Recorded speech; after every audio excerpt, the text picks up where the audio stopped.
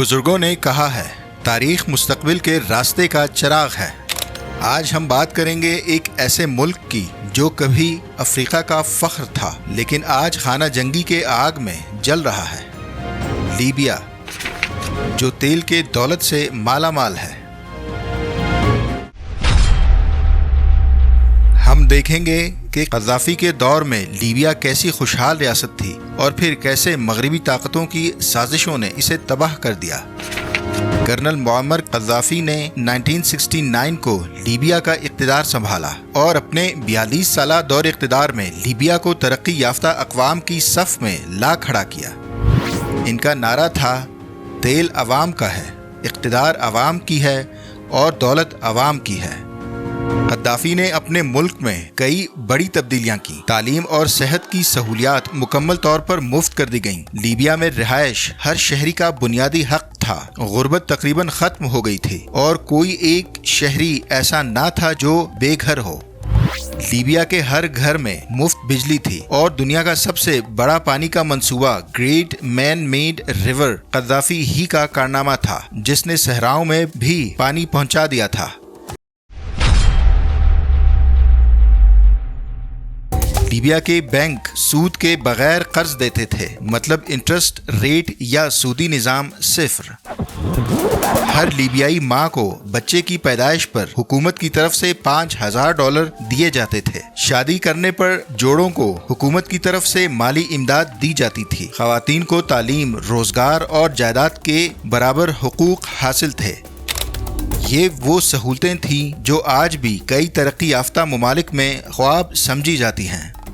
मुल्क के हर शोबे में ख़वातीन मर्दों के शाना बशाना खड़ी थीं। मर्दों में शराय ख्वानदगी या लिटरेसी रेट 91% और ख़वातीन में तकरीबन 70% थी। क़ज़्ज़ाफ़ी ने 1970 में ख़वातीन को लेकर कुछ इस्लाहात की, जिसमें ख़वातीन को मसावी हुकूक, 14 साल से कम उम्र लड़की की शादी पर पाबंदी, शादी के लिए लड़की की रजामंदी ज़रूरी करार देना, लीबियाई ख़वातीन को तालीम हासिल करने, नौकरी करने, अपने नाम पर जायदाद रखने और तलाक लेने जैसे हकूक़ दिलाए गए। ये सब चीज़ें उस वक्त बाकी अरब दुनिया में एक ख्वाब समझी जाती थी। अब ज़रा मईशत की बात करते हैं। क़ज़्ज़ाफ़ी ने गैर मुल्की कंपनियों से तेल के ज़खायर वापस लेकर मुल्की दौलत को लीबियाई अवाम पर खर्च किया। नतीजा ये निकला कि लीबिया की फ़ीकस आमदनी $11,000 से ज़्यादा हो गई और ख़रीदारी की ताकत या परचेजिंग पावर के लिहाज से सऊदी अरब से भी आगे निकल गया। मुल्क गैर मुल्की कर्ज़ों से मुकम्मल आज़ाद था और 2010 तक अक़वाम मुत्तहिदा के मुताबिक लीबिया का ह्यूमन डेवलपमेंट इंडेक्स पूरे अफ्रीका में सबसे ज़्यादा था। ऐसा नहीं कि मुअम्मर क़ज़्ज़ाफ़ी कोई आसमान से उतरे हुए फरिश्ते थे, बिल्कुल भी नहीं, बल्कि बहुत सी खामियां होंगी उसमें, मगर जिस चीज़ को हम और आप हकीकी फलाही रियासत कहते हैं वो कायम करने में कामयाब हो गए थे। वो उन्होंने लीबिया को मगरबी ताकतों के शिकंजे से आज़ाद करने की कोशिश की और अफ्रीकी ममालिक के साथ ताल्लुकात को फ़रोग़ दिया और उन्हें मुत्तहिद करने की कोशिश की। लीबिया में उस वक्त शाम और इराक से लोग काम करने आया करते थे। दूसरी जंग अजीम के बाद अफ्रीकी, अरब और एशियाई ममालिक का फ्रांस, बरतानिया और अमरीका के माबैन बंटवारा हो चुका था। मतलब मगरबी ममालिक ज़रख़ेज़ और कुदरती वसाइल से मालामाल गैर मगरबी मुल्कों पर काबिज़ होने और वहाँ लूटमार करने पर मुत्तफ़िक़ और अमल पैरा थे। इसी इत्तेफ़ाक़ राय के नतीजे में लीबिया को अतालवी या इटली की हुकूमत को बतौर माले गनीमत दे दिया गया था।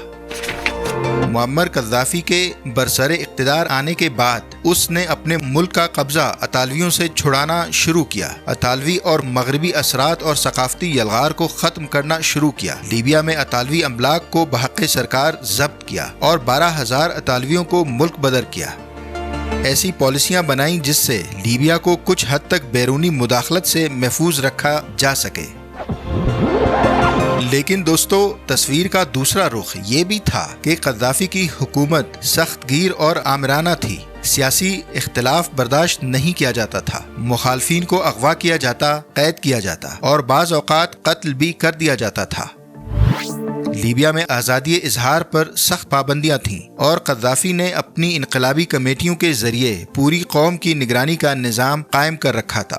اقلیتوں کے ساتھ بھی ناروا سلوک رکھا گیا، خاص طور پر امازیغ قوم جن کی زبان اور ثقافت کو دبانے کی کوشش کی گئی۔ اس کے باوجود لیبیا کے عام شہریوں کی اکثریت معاشی خوشحالی اور سیکیورٹی سے مطمئن تھی۔ پھر 2011 آیا اور ایک طوفان امڈ آیا۔ عرب دنیا میں بدامنی پھیلنے لگی جسے مغرب نے عرب بہار کا نام دیا۔ یونس، مصر، یمن اور شام کی طرح لیبیا بھی اس طوفان کی لپیٹ میں آ گیا، مگر لیبیا میں حالات ذرا مختلف تھے۔ یہاں احتجاج محض عوامی بغاوت نہیں تھی بلکہ ایک منظم مداخلت تھی۔ مغربی طاقتیں خصوصاً امریکہ، فرانس اور برطانیہ میدان میں کود پڑیں۔ انہوں نے اقوام متحدہ کے قراردادوں کے پیچھے چھپ کر لیبیا پر ہوائی حملے شروع کر دیے۔ نیٹو نے لیبیا کی حکومت اور فوج کو نشانہ بنایا۔ Thanks to NATO airstrikes, Colonel Gaddafi's men can't risk moving in tanks, so now they travel light. Just like the rebels.